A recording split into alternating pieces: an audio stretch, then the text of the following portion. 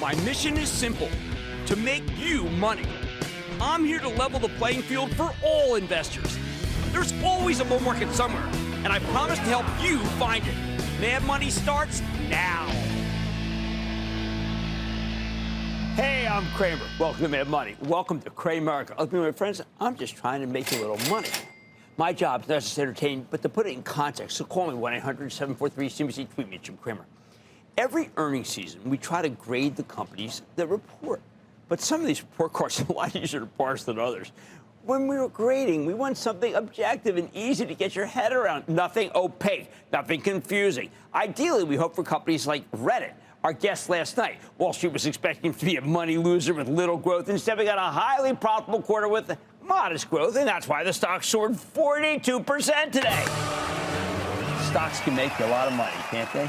But after another day full of earnings, where the Dow fell 92 points, S&P dipped 0.33%, and NASDAQ declined 0.56%, it is worth remembering that most of these quarterly report cards aren't that clean, not that simple. We want to grade a straightforward multiple choice test, but instead we're grading an essay full of subjective arguments. The reporting process, with its stark, Spartan headlines written as quickly as possible, can't catch the nuance of the moment, leading you to a cul-de-sac at best and a 50-car pile up on the interstate if you're not careful. Today we had a lot of pile-ups, or to modify a principle from Anna Karenina, Tolstoy's finest. All happy beat and raise quarters are alike. Each disappointing quarter is disappointing in its own way. Makes it much harder to cover these rigorously, but I'd rather do it right than leave you to fend for yourself by trading off the headlines that don't even try to tell the whole story. Alphabet defines the happy beat and raise. This stock had been the laggard in the Mag 7. Nobody expected much from it at all. I didn't. I mean, we own it for the trust, but I didn't.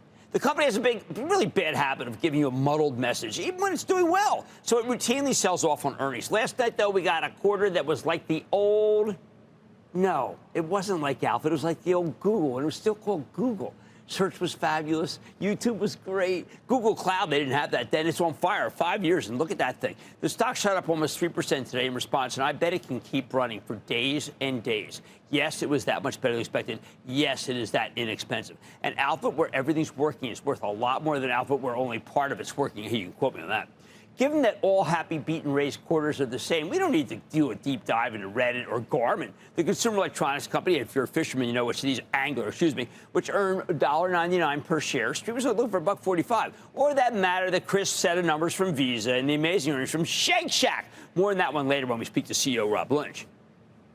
Oh, but now let's deal with the problematic unhappy shortfalls. Oh, they're nuanced beyond belief, and each one's unhappy in its own way.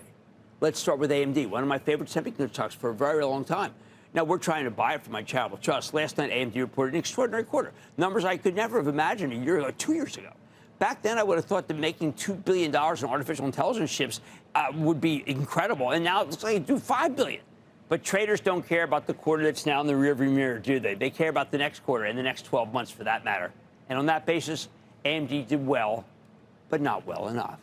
Management guided for good revenues and good but not good enough earnings. When you're a high-rolling AI company in the same league as the sainted NVIDIA, you need to deliver NVIDIA-style blast-offs. CEO Lisa Su didn't give us a blast-off. It was fine, not special.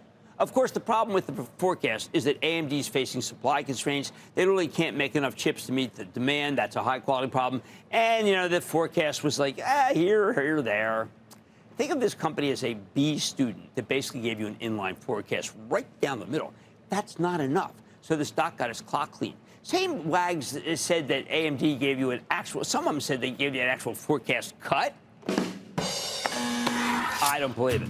The numbers were simply good, but not good enough given the expectations. So that's why the stock dropped more than 10%, to where I think we probably should be buying some for the charitable trust. I'll talk it over with Jeff Marks tomorrow for the morning meeting.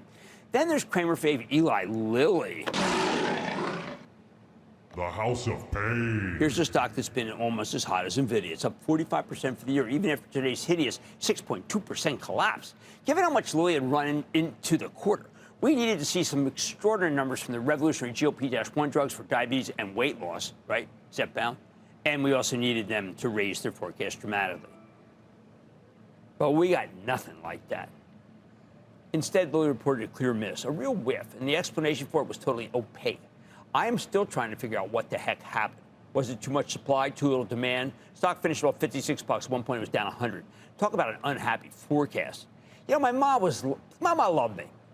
And she was always encouraging me. Thought I was real smart. She used to say, Jimmy, if you don't understand it, maybe it's not understandable. I'm invoking the Louise Cramer rule on this one. Finally, they're the unhappiest of shortfalls, the ones that management simply refuses to acknowledge, either because they're in a state of denial or they're full of it. And that's what I thought as I read the conference call for Wingstop. One of my favorites. Every quarter, they give you an Acme dynamite set of earnings, a rosy forecast, sensational same-store sales. Today, though, Wingstop dwelled on the good, not blowout, same-store sales and didn't even mention the out-and-out earnings shortfall, 88 cents, looking for 96. Funny thing about Wall Street, the only thing it hates more than a big miss is when management tries to pretend the big miss didn't happen. Hence why Wingstop plunged 21% today. Look, it's like a criminal trial. If you're obviously guilty and you refuse to accept the plea bargain, the judge is going to throw the book at you. Then there are two members of the Magnificent Seven that reported just very evening. This is Microsoft and Meta. Microsoft traded up initially on the strength of the results for the reported quarter, including a top and bottom line beat, plus much better than expected growth for its Azure cloud computing business. It grew 33%. Wall Street's looking for 29. And 12 points of that growth came from the company's AI offerings. That said, anyone trading Microsoft now is being reckless. As I've told you many times, the success of each Microsoft quarter is usually determined by the company's forward guidance, which they don't give us until the heart of the conference call that's going on right now. Meta stock instantly plunged about 20 bucks when it reported because there was no beat and raise lingo. Remember, we like that stuff spoon-fed because we're lazy.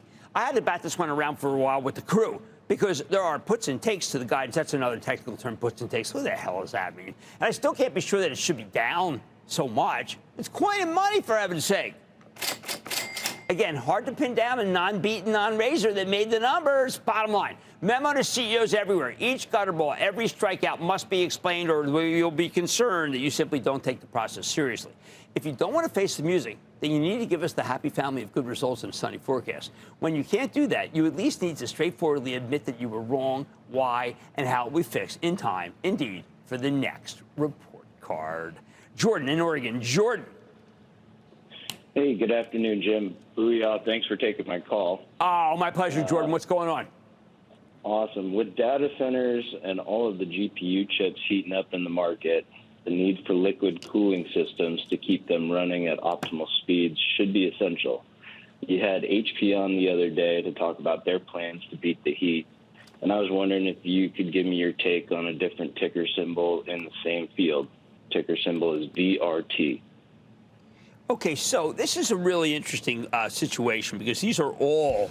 I have liked VRT from day one. I think VRT is just terrific if you want to isolate that particular element. And the reason I know that is I know Dave Cody. He's the chairman. He introduced me to the stock at 16. Nice buy, Dave Cody. Now, I will say that when I look at just data centers in general, I did like HPE, and especially with the news of Supermicro tonight, I think HPE should be bought and bought aggressively. Look, earnings misses are part of the business, but it's on the leaders of every company to explain them. Otherwise, investors will be concerned the CEOs just aren't taking the process seriously enough. It's our money, for heaven's sake. On Mad Money tonight, I took a trip to Altus Turf to get a better read on cosmetics and the consumer. Ahead of the holiday season, I'm checking in with the CEO about plans for the path ahead, including a partnership taking the company down the yellow brick road. Then, is more growth on the table for Shake Shack after today's remarkable earnings sent the stock surging to a new high? I got the company's top brass. And later, is VF Corp positioned for an even bigger turnaround than we've seen so far? I'm sitting down with old friend Bracken Dow, used to be at Logitech, the CEO of the brand behind North Face and Vans and so many others, straight off his Investor Day. So stay with Cramer.